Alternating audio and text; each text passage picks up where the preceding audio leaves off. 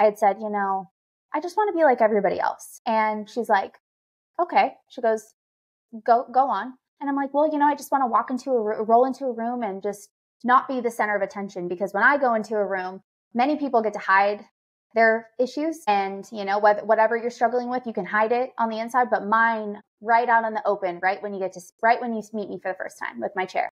And she's like, okay. She's like, so what I'm hearing is that you want to be like everyone else. She goes, have you ever been like anybody else in your entire life before your injury? I'm like, I don't know, maybe. I thought I was a pretty normal girl. She's like, yeah, but were you?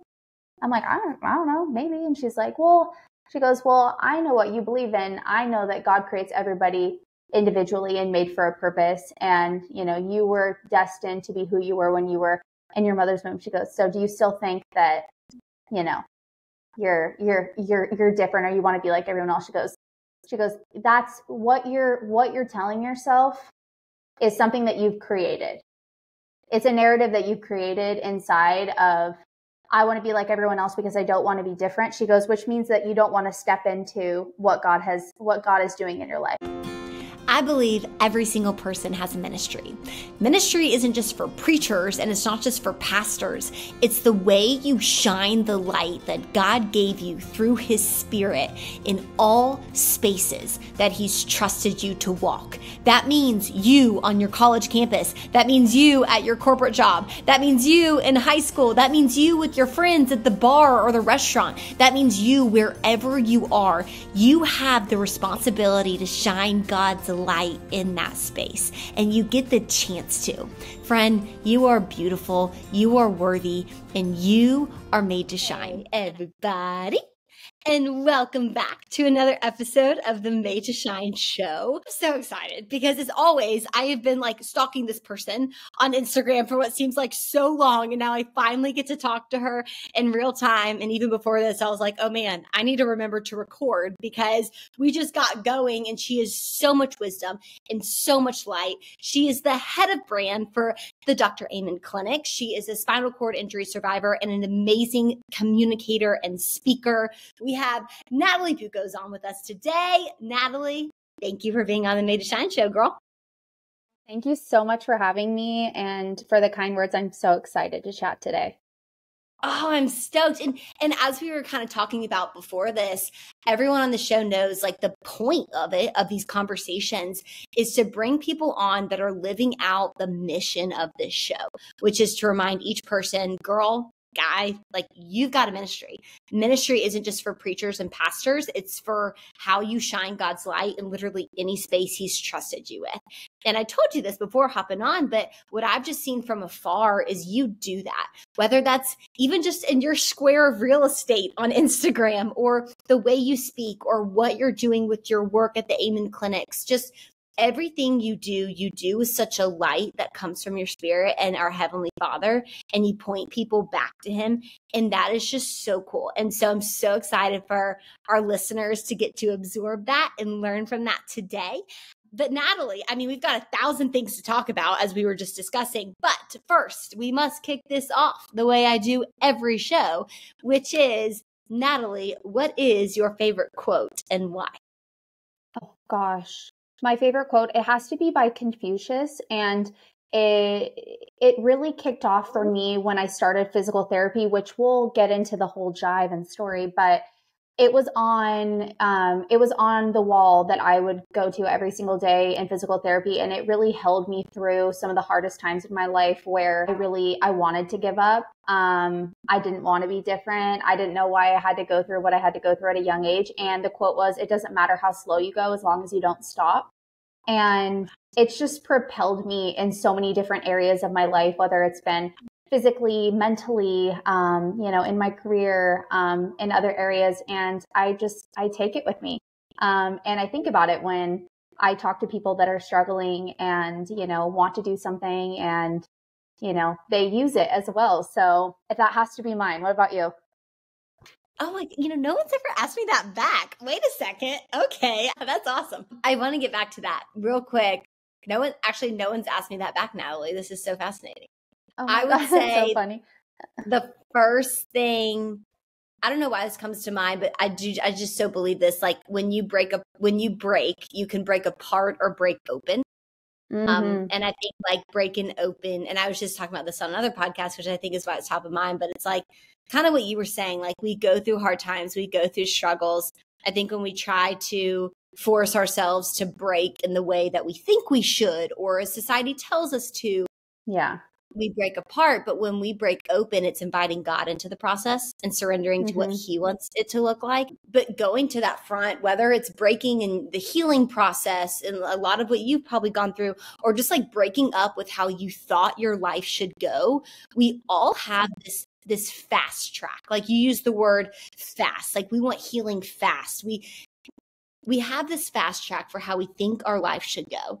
And then things happen and you're like, wait a second, I did not see that coming. And we break and we fall, and the healing doesn't happen as fast as the breaking happened. And so I love what you said about like, you just can't stop, like what Confucius said. And you had a pretty massive thing happen to you at 15 that completely changed the trajectory of your life. And I kind of want to go there and tell that story just to give people some context so that the credibility of what you're speaking to when you say like taking things slow and that you wanted to quit at times, because your story is so powerful. So I'd love if you will just like set us up with what was going on before this thing happened at 15, what happened, and kind of the first aftermath effects of it. Yeah, for sure. It kind of, I feel like the Confucius quote also goes along with one of my favorite verses, which is Romans 8:18. And it's, the pain that you're feeling cannot compare to the joy that's coming. And wow. I feel like that's been my entire life essentially. But when I was 15 years old, I was a sophomore. I grew up in Orange County, California. I was a really average young girl. I was an athlete. I was set on playing Division I softball or volleyball, wherever I could get a scholarship. I grew up at the beach. I did pretty much any sport known to man. I was a junior lifeguard. I did gymnastics. I did dance, like you name it. I loved it. I was super active, and it brought me so much joy. But I had a skiing accident in Big Bear, California. And at the time when I fell, so I was going down the mountain and I was going pretty fast. It wasn't like a super gnarly like ski or anything. Like that wasn't one of my sports, as we could tell. We can make a joke about it now because it's already happened. But I had fallen, and at the time I fell and I was actually face down in the snow and I couldn't move. Like I couldn't get up, I couldn't move. And being so young, I'd never broken a bone before. So I didn't understand what was happening to me. I was like, why can't I move? And I thought that maybe I had died or something. And I was laying there face down in the snow, essentially like suffocating on the snow because I couldn't move myself over. And I had sustained a C5, C6 cervical spinal cord injury and was paralyzed from the neck down. And at that time, I was with an ex-boyfriend and his family, and they had gotten me, I was at the bottom of the mountain, so they had gotten me into a stretcher, and then I had to go into an ambulance, which, again, I didn't have any immediate family with me, so I had to go by myself. I didn't know what was happening to me. And as I'm laying there, the paramedics are doing a little test on my toe, because to determine whether you have to go to a trauma hospital versus a general hospital after having a spinal injury, because you could be in spinal shock, which goes away with a little bit of time, versus a spinal cord injury where it's a lot more serious. And he was pinching my big toe, and it was the most surreal experience because I'm watching this man touch my toe. Like I could physically see him doing it, but I couldn't feel it. And wow. He's asking me, can you feel this? And I said, no. He went to my other foot, did the same thing. Can you feel it? I said, no. And just the look on his face, he had to have been maybe like 30 years old, like my age right now. And the look on his face is something I'll never forget, because I feel like at that moment I was like, my life is no longer as it was. And it won't ever be. And just from like his reaction, you could tell like this was not. I mean, I knew it was bad from his reaction, but I still like didn't know that I was paralyzed. Like I had so much pain in my neck where I had broken my neck, and my shoulders. And it was something that I would find out later, for it to be something called nerve pain, which is like extensive nerve damage. So like my arms felt like when your leg wakes up and it's kind of asleep and it kind of feels like pins and needles or like ants in your legs. That's like what my neck and like my arms and my shoulders felt like. So I was like, did I break both of my shoulders? Did I break my hips? Like, did I break every bone in my body? It was like, I couldn't understand what was happening to me. And so I get into the ambulance and they take me down the mountain. And if you've ever driven up a mountain, especially in California, the mountain roads are like quite like tiny, and you're going down the mountain, you're going super fast. It's so loud.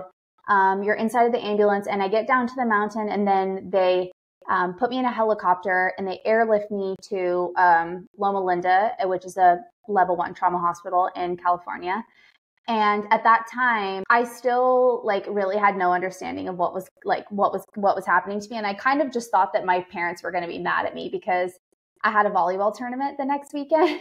And they were like, and the one thing they said was like, don't hurt yourself, which is like, like don't hurt yourself before your tournament. Right. And so I get into the helicopter, and right before I get into the helicopter, I had two major things happen, which I think is a big misconception for people that have spinal cord injuries. But basically a spinal cord injury, the best way I can describe it is it doesn't just shut down like your muscles. Like I think a lot of people think, oh, people are paralyzed, like they just can't move certain things or whatever, or they can't feel certain things. But actually, for me, I had one lung that was fully collapsed. And then I had another lung that was 65% collapsed. So that's why you see a lot of people that have spinal cord injuries, they have to be intubated because they're unable to breathe on their own because all of those like muscles stop to work as well. So I didn't know that was happening. And the people that had put me in the ambulance to the helicopter didn't know that was happening either. And so as I was in the helicopter, I was suffocating. And so as I'm in there, I'm like hyperventilating. I like cannot breathe. And I have this experience where I just recently started to talk about it, which it took me 12 years to even admit to one person that this happened to me because I didn't know what it was. And I thought people were going to think that I was crazy when I started talking about it. But I actually stopped breathing for about 25 seconds. And I had, I guess what we would call it now is like an afterlife experience where, and there's two different types. I've done a lot of research on it because I obviously have experienced something of the nature, but I think it's fascinating. But there's two different types that people talk about. And the first one is where you actually go above your body and like you're kind of, you see in the movies that you're like, you're there, but you're not. And you're kind of like seeing everything that's happening to you, but you're kind of above it. And then the second one is where people physically go somewhere else, but it's not like they're looking over. And for me, that was really essentially it. And I went to a place where I had no pain. I wasn't experiencing what I was experiencing like in my physical life. I was surrounded by a place that was completely serene. I was calm. I felt like I was home. And it took me, like I said, like it took me over a decade just to be able to admit to my mom, people closest to me, that I had this experience. And I watched a documentary recently that kind of talked about it. And there was one person that I'll have to like send you the link after and we can share it in the notes with everybody. But they essentially, this man, he was in a car accident. He described the same thing where he was like, I didn't go above my body, but like I went to a place where I was calm. I was serene. I felt like I was home. I didn't want to leave. And I was just sitting at my laptop. It was just like a random Tuesday. And I'm sitting at my laptop, just down, like the tears. I'm like, yes, exactly. Word for word of how I tried to describe it for many years is like exactly how this man described it. And so after that happened, so that was like 25 seconds, felt like 25 years. And my next memory was waking up after surgery. So I had to have a 6.5 hour surgery, fusing my C5 and C6 vertebrae, which is like right here. You can see my scar a little bit. And when I had woken up, I had like survivor's guilt. That was my first emotion. I had like survivor's guilt where I was like, I don't understand why this happened to me. I don't understand how it happened to me. And then also I don't understand why I got to go to that place and now I have to be back here. Wow. And so survivor's guilt is guilt. It's like being upset that you survived, not feeling like, why did I deserve the chance to be alive again versus, because that's how I would hear it at first, but it sounds like that's not. Yeah, no, I think it goes two ways. I think for me, I didn't understand. I was mad because I had to go through what I had to go through, but then I was upset that I couldn't stay there and I had to be here going through what I had to go through. And my time, I would go on to spend 3 weeks in ICU where I would have to relearn how to breathe. I had to do breathing treatments. It was for like the first 7 days, it was kind of determining whether I would have to have a secondary surgery, which is pretty common for people that have cervical injuries, which I didn't, thank God. And then I would go to step down, which is where they would try to teach me like basic life skills again. Like, and when I mean basic, I mean like sitting up. Wow. The best way I can describe it, my head essentially felt like a bowling ball on a rubber neck. I had to wear a neck collar for almost 5 months. And during that time, I was on so much medication, just trying to like exist and learn. I could barely sit up. I remember I was talking a little bit about the collapsed lungs. So like I had to do breathing treatments for a while. I had really low blood pressure. So basically every time I sat up, I felt like I was going to faint. Most of my other organs, like did not work the way they used to. My bladder, my bowel. So like, just like learning how to go to the bathroom again was something I had to relearn at 15 years old. And to say that it was life-changing would be the biggest understatement of the century. So that was a lot. That was like the hospital in a couple minutes. But I think what's so powerful about your story is it represents to the absolute extreme of the extremes what constitutes as having to navigate a new normal. You know, it's like the emotions behind that, the progression behind that. And what I love how that wraps to the quote you said is your favorite. It's like, you just can't stop. Keep going as slow as you need, but you just can't stop, because in life, you can't stop. There's not an option to stop. It's like, you got to keep going. But I guess I'm curious in that you mentioned that when it first happened, you had this survivor's guilt, which took on this, the portrayal of like, why did this happen to me? Like, I think that's a question anyone hearing your story is asking themselves right now. Why did this happen to you? Especially if there's a good God, why did this happen? And so I'm curious, like for you going back, did you even have a relationship with God at this moment? What did that look like? Were you mad at him? Did you talk to him? Did you not want to talk to him? Did you want to just not even know him anymore? Like, what did that tension look like? Yeah. I had a relationship, with God, and I led youth groups, and he was, such a presence in my life before I got injured. And what's really interesting, and I said this on another interview, which I think pretty much reigns still true to this day, but I think a lot of times when you have something really horrible happen to you, and it doesn't have to be as extreme as a spinal cord injury, it could be a breakup, a loss, something, something where you thought your life was going to go a specific way. It's really easy. I think the first emotion is to be angry and to be resentful and to compare your life to other people and, not understand why you had to go through this. But for me, because I didn't know anybody else that had a spinal cord injury and that was going through what I was going through, the only person that I could rely on when I felt so alone was God.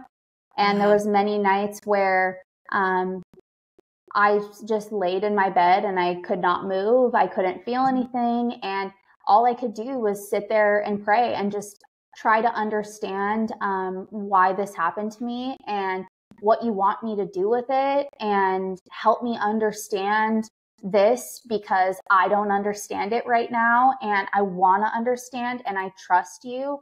But I think for so many people that I talk to, that surrender was so much more powerful than my control. Because what do we all do when something happens that's terrible? We want to control it. We want to fix it. and there was no fixing for me. I wish some days physically that I could turn on a button and I could run miles in the sand again? You bet.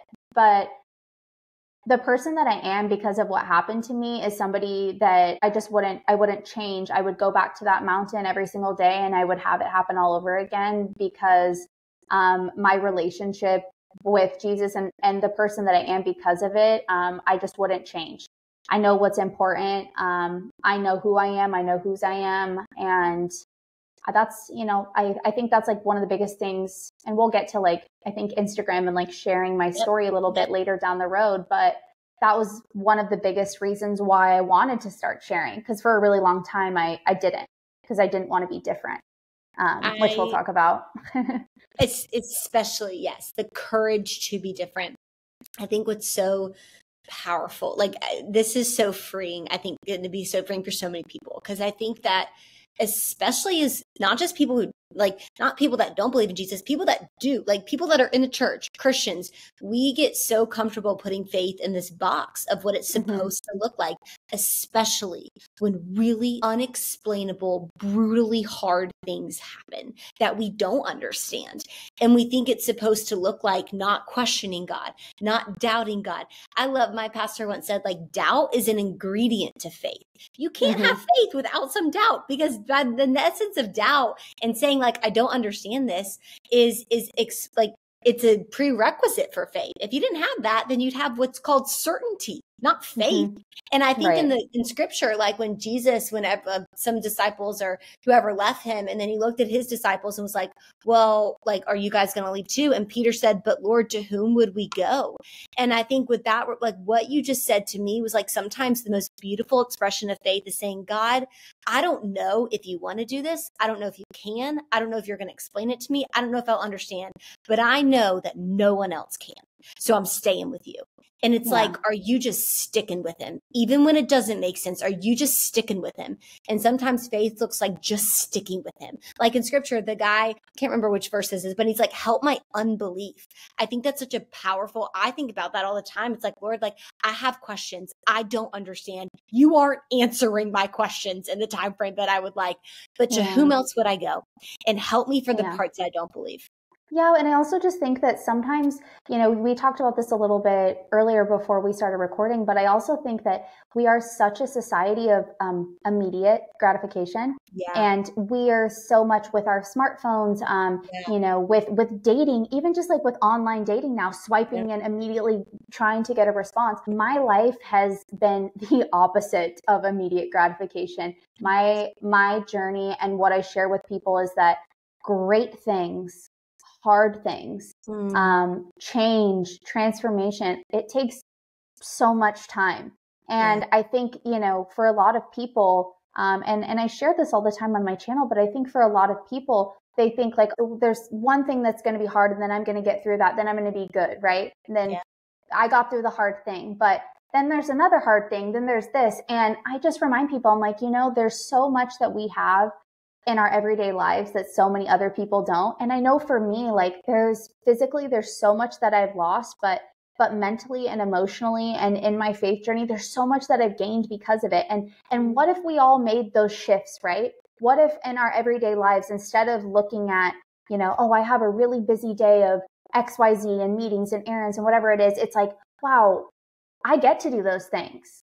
Like, how lucky am I that I'm employed? How blessed am I that I have the opportunity and the physical ability to drive a car? Like, there's just so many like mindset shifts that are so powerful in acknowledging what you have versus, focusing on what you don't. And going back to what you had said earlier, it's like, I think as all humans, it's so normal to be on that mental timeline. And I was on the mental timeline before I got hurt. I was like, by this time, I'm going to go to a D1 school. I'm going to be an athlete. I'm going to get a scholarship. And then I'm going to meet my person and we're going to get married and we're going to buy the house and the car, then the career, right? And like all of the things, which are amazing things to strive for, but they're not everything, right?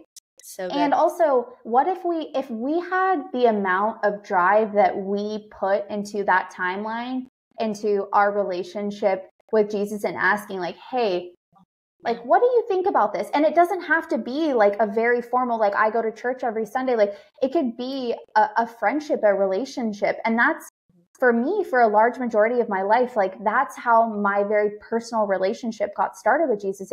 I wasn't physically able to go to church. I couldn't sit in a chair for more than 20 minutes without having pain. And I just laid in my bed when it was just me and him. And I'm like, hey, so this morning kind of sucked. Like I had extreme amount of pain and I'm 16 years old and all of my friends are getting their driver's licenses. And like, I'm learning how to feed myself. I'm learning how to hold a phone so I can text people. Like, like I don't understand, but I want to. And I know that you have a plan for me, even if I don't understand it. And that has changed my life in so many ways. Because I think growing up in the church, you see a lot of leaders and pastors, and they seem like they have it all together, right? And sometimes you go and you're like, well, I feel like I'm like doing it wrong the Christian way. Like, should there be a right way? And I think my advice is to anybody that's new in their faith journey or wants to develop a deeper connection with Jesus, is like, just talk to him like you would talk to a friend on FaceTime. And like, give him the updates, give him the tea, and ask, please come into my life. Help me understand. Help me be this version of myself. Like, and ask for feedback, ask for change. And yeah, I don't know. Like, I feel like that changed my life in so many ways. Well, and I think what's so, like, he is the ultimate friend and he is the ultimate, and like, God is our father. And I once heard it put, it's like, God can't bless who you pretend to be. And love, like, prayers don't have to be polished and perfect. They have to be honest. And you said on one of your Instagram things that I was stalking, of course, which is like, I had to make the decision to move forward with what I had and what I have every day. And I thought about Moses. It's like, Moses was like, God, I can't do this. I can't do this. And he's like, well, what do you have in your hand? You like, use that staff, use what you have. And sometimes, like, I think about Job, who lost everything. The only thing he had, quite literally, was a relationship with God. That was it. Like, everything else destroyed, but he was still talking to God. And I'm just like, sometimes in order to realize that's all we've ever needed, God does take away things in our life, blocking that recognition. And we always have things clouding that understanding because we're not in heaven. And so we're not going to know like what it's like to really be with God and just God with no barriers until we get there, of course. Yeah. But I think what you said is so powerful, but just like looking at your life and what you have, because whether you feel like you're going backwards or whether you feel like you're really ahead or whether you feel like you're just on time, there's always something you have that God needs to use for the season that you're in. And we get so busy looking at where we should be or where we want to be that we're missing out on the tools God's trying to put in our tool belt now to build the foundation to have the character to receive that next thing. And totally. The enemy does that too. The enemy does that as well. He puts a smartphone in your hand and then you're able to see, oh, everyone's highlight reel. Oh, this person is doing this and this person's doing that. And I think one of my earliest traits that I had to develop quite, early on in my injury and just in my journey is that there is so much power in having discipline over what you're seeing, whether that's what you look at online, whether that's who you follow, what you watch on Netflix, what you're reading. But then also there is so much power in also managing that in your own head, right? And I think that's something that so many people, we could all benefit from, like in elementary school and middle school and high school, is developing, that internal dialogue in your head. And I talk about that on my channel all the time. It's like, if you don't manage that in your head, your thoughts are, oh, I'm not enough, or I'm this, or I'm that, I'm never going to be this. That voice gets, and you have to be able to tell yourself like, hey, is Dr. Amen talks about this all the time. And this is developed from Byron Katie's work, actually titled The Work. And it's, eliminating those thoughts in your head. And she takes you through a pretty like rigorous process. And the first question is like, we'll take the thought of I'm not enough. And it's like, okay, well, is that thought true? Like with 100% certainty, is that true? And you're like, well, maybe, I don't know. And so you answer maybe. And then the next one, it's like, can you like factually prove that it's not true? And then you're like, well, no. And then the next one, it's like, well, who would you be without that thought? And then, then you flip the thought of like, I am enough. And it's like, well, how does that thought make you feel? And but it's challenging those thoughts. It's challenging those emotions instead of just automatically believing that those are true. Because like, how do you act when you think that thought is true, that you're not enough? Then you put yourself down. You stop doing things that maybe you're excited about. You don't put yourself out there. And then what is the outcome of that? You're not living in God's truth for you. You're not embracing the gifts that he's given you. And you're essentially striking yourself out before you even get in the batter's box. But that has helped me. I just think so much. And so many of the people that are closest to me, it's like, we all have those like automatic negative thoughts that come through our mind, but how often do we talk back to them? Because I think for so many people, we all, we're like our own biggest critics. And that's like the biggest thing that I see too when people talk about, oh, well, I want to start posting myself on social media. I want to grow a following. I want to share my ideas, my thoughts. But what will people think? What will the people closest to me think? Yeah. And baby, let's just drop this truth bomb right here for everyone who needs to hear it. They're too busy thinking about themselves to think about you. That is so true. So if you want to post on social media and you have something you're passionate about, just know that maybe for a second that they look at it and think whatever way or gossip to whoever they want to gossip about, just know that they're way too busy focusing on themselves to care about you. And that is so freeing in so many ways, because as young women, we all grow up. I think it's very common to want to be liked, to want to be accepted, to not want to be different. But as I've gotten older, it's like, and dealing with, and we'll talk a little bit about my job and what I do, but that's just one of the biggest things that hold people back in building brands and putting themselves out there online is like, well, what will other people think? And it's like, well, what would God think if he knew that you weren't embracing what he gave you? That's so good. Think about that. Like if today, Annie, today was your last day, and anybody listening, today was your last day on earth. And tomorrow you were going to go meet our creator and you were going to stand in front of him. And he was going to say, Annie, you were on earth for 30 years. What did you do with what I gave you? Did you embrace it all? What would you say? Honestly, in front of the creator of this universe. And I know for me, sometimes I feel like, am I doing everything that I could? Am I embracing? Am I living boldly in all of it? Right? Am I? And, but I know that I want to. And I know that I've been brave enough to get through some really hard things, as everybody who listens to this podcast has gotten through hard things as well. But I want to be bold enough to stand in front of our creator and say, like, I did all that I could. And I shouted your name from the rooftop, and I showed people through what happened to me that they too can get through hard things, and it will make them stronger and it will make them better. And they're going to be different. Good. They're going to be different than everybody else. Good. Because to be different is to be changed. To be changed is to be made new. To be made new means eternity sounds a lot better than how much time we get down here. Can I get an amen? I can amen like 60,000 words you just said. Through that through line of like being different, something that like I get so passionate about is obviously the title of the podcast is Made to Shine. Let's like shine the unique like that God gave you through the Spirit in all places that you do. And you think about the essence of a light. To be a light means you have to be okay with being seen. You have to be okay with people looking at you.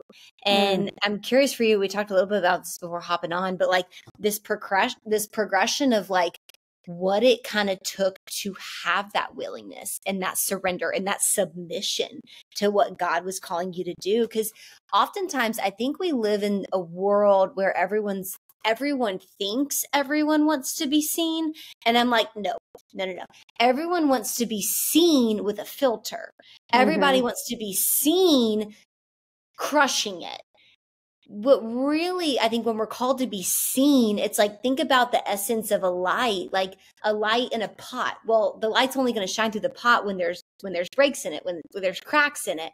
And so it's like when you're really shining the light of your Spirit, oftentimes it's in areas where people are seeing you for your vulnerabilities and your honesty and your rawness and your realness. I think we crave realness, but no one wants to show it. We just want to be seen for our accomplishments. So talk to me about the progression in your life of having this confidence to submit to God and show up as different and being seen, but in a light that is the true light, like not as the, hey, look at me, I'm crushing it, but as the real, Right. like, this is what's going on. Yeah, great question. I think for me, before I got injured, my nickname was Natitude. And it was Natitude because I always had just a fire for life. I always was sassy, in a good mood, motivated, and just had this drive within me from a really young age, from playing sports and being a leader. And then when I got injured, that just kind of propelled into my injury of, essentially not letting what had happened to me define me, and just being able to kind of hone in on that type of resiliency and overcoming adversity in my life. And it's really propelled just, I think, in so many ways for me since then. But I think in terms of confidence and being seen, that was really hard. I think in high school, obviously, I was a really active girl. I didn't have trouble making friends. I had a great time in school. But then coming back to school, I didn't come back to high school until my senior year. And when I came back to school, really wasn't expecting, I just wasn't expecting like the response that I got from so many people, which was, I had a lot of people not really know what to do with me because they knew Natalie, who was able-bodied Natalie, who was the athlete, who was this, whatever. And now Natalie in a disabled version was not who she used to be. And I was a completely different person. I think I got stared at a lot. In my head, I took that as like, oh, people are staring at me because I'm different and I'm weird and I don't fit in anymore. And it made me feel like icky on the inside. And I still had, I had incredible friends that, didn't make me feel that way. But even in new settings, whether it was like going to the mall or going to the movies or whatever, I would have people stare at me and like almost like look me up and down, like, what's wrong with her? Or like, it made me feel like I was like defected in a lot of ways for just like going out and living my life. And it took me years. I mean, like, to be honest, I think probably close to like 6 years into my injury journey, in that time where I kind of felt like I'm just so different than everybody else, it would be easier. And this is like what the enemy does, kind of like what I was saying earlier, is like the enemy tells you that those feelings that you have inside, like those are true. Those are true. You are defected. You're different. You shouldn't go out. It would be easier if you didn't go out and put yourself in positions because you're just not meant to be there. You just don't fit in. And I got great advice from a mentor at that time where I said, I was venting to her about something and I had said, I just want to be like everybody else. This was like maybe like 6 years ago. And I was like, I just want to be like everybody else. And she's like, okay. She goes, go on. And I'm like, well, I just want to roll into a room and just not be the center of attention, because when I go into a room, many people get to hide their issues. And, whatever you're struggling with, you can hide it on the inside, but mine right out in the open, right when you meet me for the first time with my chair. And she's like, okay. She's like, so what I'm hearing is that you want to be like everyone else. She goes, have you ever been like anybody else in your entire life before your injury? I'm like, I mean, I don't know, maybe. I thought I was a pretty normal girl. She's like, yeah, but were you? I'm like, I don't know, maybe. And she's like, she goes, well, I know what you believe in. I know that God creates everybody individually and made for a purpose. And, you were destined to be who you were when you were in your mother's womb. She goes, so do you still think that, you're different, or you want to be like everyone else? She goes, that's what you're telling yourself is something that you've created.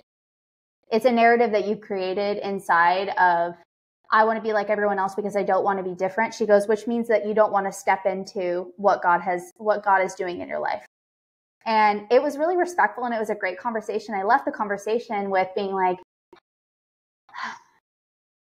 I think this is a narrative that I've been telling myself for quite some time, because I didn't want to be somebody who had something horrible happen to them and had to be different than everybody else. But it got me thinking for quite some time. It's like, no, I'm meant to be set apart for this reason. And I was supposed to go through what I was supposed to go through. And it got me to a place where late last year, I had so many, I help so many people. We'll get into my job and what I do, but like I help so many friends, celebrities, that work with, build their brands online.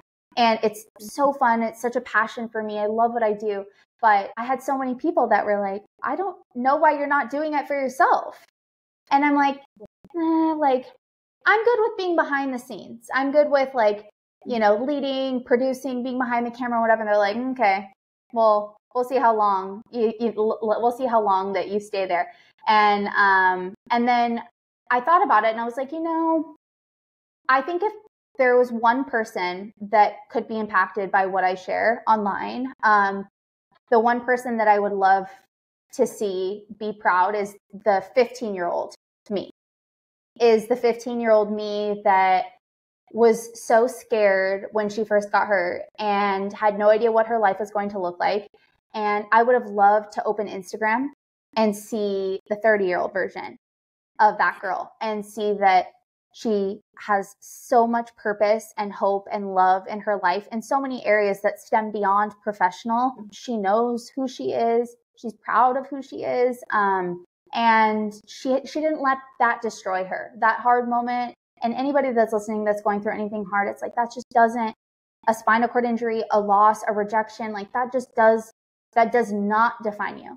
It does not define you. And that was the whole reason that I started creating content, because I was like, she would think I was pretty cool. I feel like she would be super impressed. She would think you are so cool. She would think I was so cool. But also so powerful and like so inspiring. And it's so funny you brought that up, because someone was asking me the other day about like social media and if I'm discouraged by how the world uses it and if how it's ruining faith and all. I'm like, oh, honey boo, social media is like a tool. It's like a hammer. A hammer can build a house. It can stub a toe. It's how you use it. And what's so encouraging is nowadays, like social media can be used very wrongly. However, the world is more connected than ever. So now a 15-year-old can easily open an app and see someone's story like you or like someone else. And whether it's their story or not, the principle of he got through something devastating and is here and is stronger because of it. Maybe, just maybe, the thing I'm going through I can also be stronger. And you're this beacon of light. It's like how you got through that is now a survival guide for someone else. And I think that that's so powerful. Seriously. It's so powerful. Like, to me, that's what being the city on a hilltop is. It's like being the light of the world. It's like that also applies to technology. It's how you choose to be different where people are, which the world is online now. Like, you have a chance to be a light in a dark space, which is why like I have so much respect for consistent content creators that consistently shine light in what I think is some of the darkest places in the world, which is social media.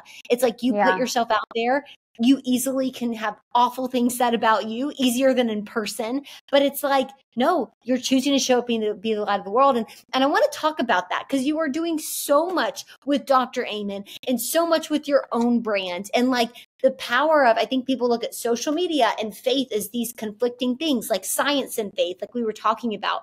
And I would love for you to speak to one, what you're doing with Dr. Amen, but also yourself and your platform and what you're speaking to, and how social media, science, all of these things that we look at as adversaries of faith really are things that can point back to our amazing creator. Yeah, absolutely. Well, I've been with Dr. Amen for 8 years, and I started out on his social team, and I was so passionate about what he does, because for those of you who are unfamiliar with Dr. Amen, he is he's one of the top neuroscientists in the world. He's a psychiatrist. He's a 12-time New York Times bestselling author. He has incredible content in relation to mental health and just bettering your life in so many different ways as it comes to general health and wellness.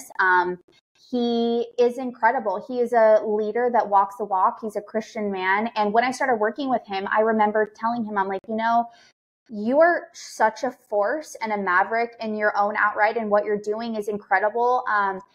But only so many people could come see you, like you don't have the capacity to help as many people as you would like to help. So we need to get you online. And so that's really where social was built for Dr. Amen. It was really a conversation between the two of us and obviously our team of like, hey, what would it look like for us to create digestible content every single day, whether that's video, whether that's static content, quote cards, whatever. But like, we need to develop you as the world's top psychiatrist that you are. And the way that we're going to do that is we have to show up consistently online. And so we developed, when we kicked off our Instagram, we only started about, I think like 6 years ago, just on Instagram, but we had been sharing other places before that. But when we started at 8,000 followers, and now he's at 3.6 million on Instagram. He's close to 3 million on TikTok, but we've just developed the biggest advice that I could give to anybody that is interested in building their brand online. Number one, find your niche, find what and I know it's cliche, but find truly what drives you, what you're passionate about. And for Dr. Amen's brand, it is brain health, right? It's changing the conversation of mental illness to brain health. And the way that you do that is you're, addressing these areas in your life as it relates to nutrition, as it relates to your spirituality, as it relates to your community, as it relates to your mental discipline, fortitude, all of it, right? And then for myself and my brand, like, it's really being able to be vulnerable, I think, in a lot of ways, which is something that is hard for me, especially being an achiever. It's not something that I grew up being vulnerable and being really open. And, I'm blessed that I haven't struggled with a formal mental health condition like anxiety or depression or PTSD, but, I've struggled greatly, physically and, mentally in some capacity. But I think for my brand, like, I want to be able to show people that they have so much with what they have, and everything that they have, it is enough. But I also want to push people in a way where it's like, you can take your faith, and Dr. Amen does this so well, but like, he's a Christian man. He developed an amazing program at Saddleback Church, which is one of the largest churches in Southern California, with Pastor Rick Warren, who wrote the amazing Purpose Driven Life. And it's like, you could do so much with sharing your faith. And him and I both share that passion between each other of being both Christians and being really not scared to go out there and to be bold and to go all in for Jesus. But yeah, that certainly comes with criticism, especially for somebody like Dr. Amen, who is a scientist and somebody that, essentially there's a lot of very skeptics and people that, are like, oh, well, how could you be this and still believe that? And I think it's incredible that he's bold enough to say, no, this is what I believe, and this is who I am, and this is why I am the way that I am, and why I'm able to do everything that I, can do, because God gave him a purpose, and he's not scared to walk in it, and I'm not scared to roll in it. And I think for both of us together, I think the goal is to be able to impact as many people as we can. But I think digitally, the landscape has changed so much, right? It's like, for people that want to grow, it's like, first thing we said, find your niche, find what drives you, what, you're passionate about, what you have personal experience in that other people can take from you. Because I think the biggest mistake that I see with a lot of creators is they just talk about themselves too much. I'm like, it's not about you. Yeah.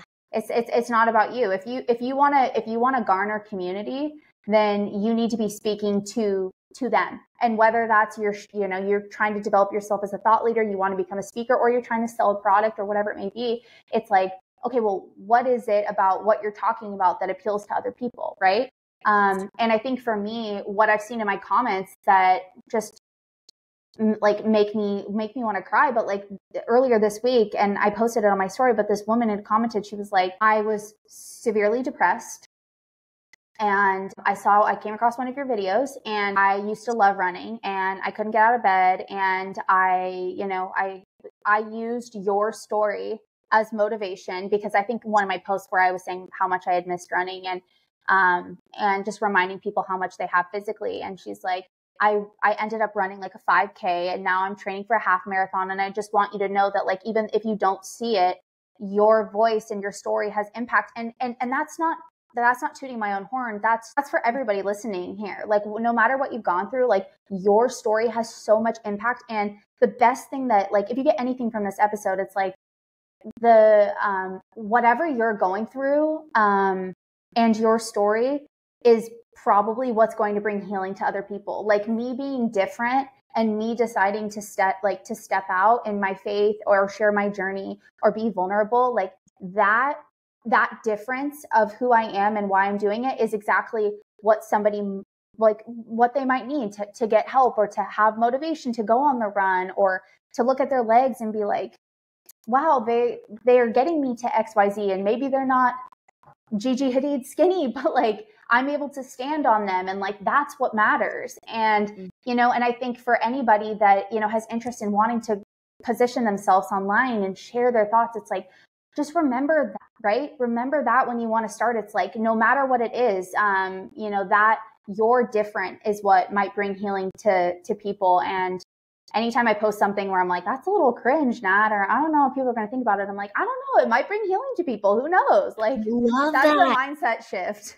I love, because what that does is it puts you back into perspective of what your job is, which is not outcome. It's obedience.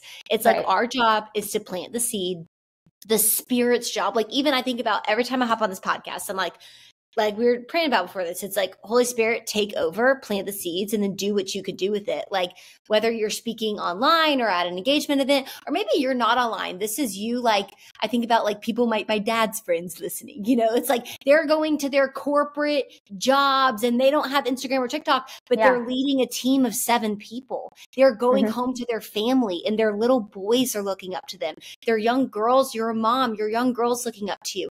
Maybe it's even like that future version of yourself you want to aspire to get to, or a past version of yourself you're trying to heal. It's like absolutely this version of it's the willingness to be vulnerable, the obedience to showing up, and the surrender to letting God take care of that outcome, whether it's 1 million people being impacted, whether it's one.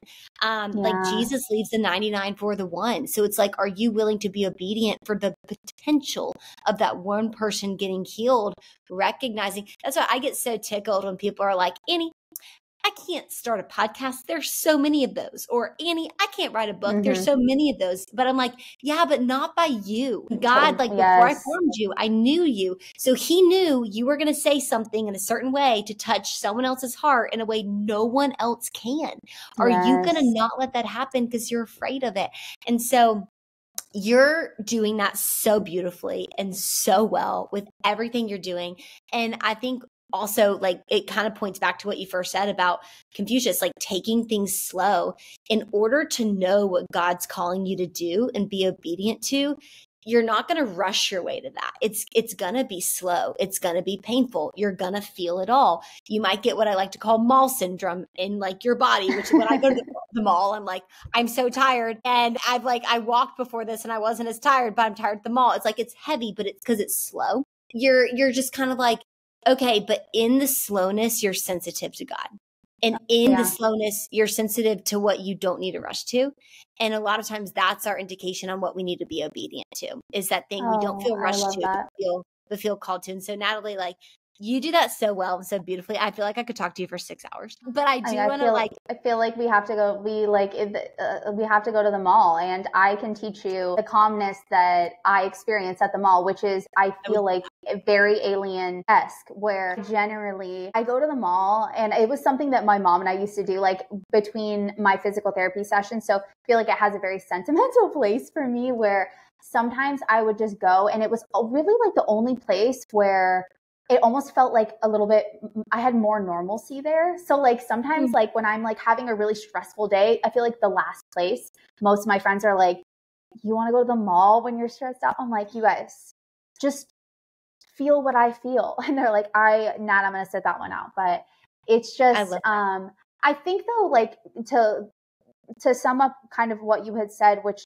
was so beautiful. It's like, Jelly Roll had said this, and I just love him so much because the artist Jelly Roll, because he just is absolutely awesome. He is living in God's purpose for him and has gone through what he has gone through in his past, but like eyes focused on God. And I think it's so beautiful, but he had this incredible acceptance speech, and he had said that, no matter where you're at right now, and I was just telling this to a friend, but no matter where you're at in your life right now, like there's a reason why the rear view mirror is smaller for a reason, because you're not going that way. And, your front dash is huge for a reason, because you got to be able to see where you're going, because there's so much excitement to be seen ahead and you don't want to miss it. But if you're too busy staring in the rear view, it's like, you're not going that way. Right. And it's okay to acknowledge that you've been through hard things and to be hurt by them and to be able to grow from them and to express how they made you feel. But make no mistake, there is a reason why the rear view is smaller than your front dash, because that's not the way that you're going, baby. That's not the way you're going. Amen. And I love what you said too about recognizing, like, recognize your past. I once heard it put on a sailboat.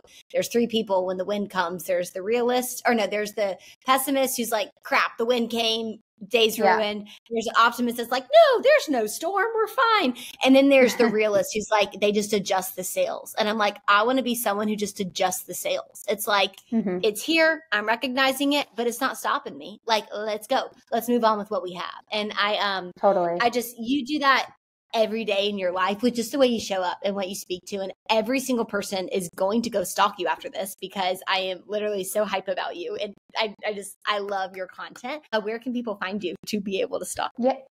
Yeah, please stalk me. I'll stalk you right back. On Instagram, it's just I feel like, we could talk about that forever as well. But Instagram is just my first name, Natalie, Natalie, and then last name, Buchhoz, B as in boy, U as in unicorn, C as in cat, H as in her, O, Z as in zebra. And let's just get deeply personal let's on each other's pages, because I love it so much. And I'm just so grateful to have met you and to have another sister in Christ and someone that is bold enough to step into her gifts and, preach it loud for the world to hear, from a California girl all the way over to you in Atlanta. I just, we got to get you in the East Coast at the Amen Clinic in Atlanta.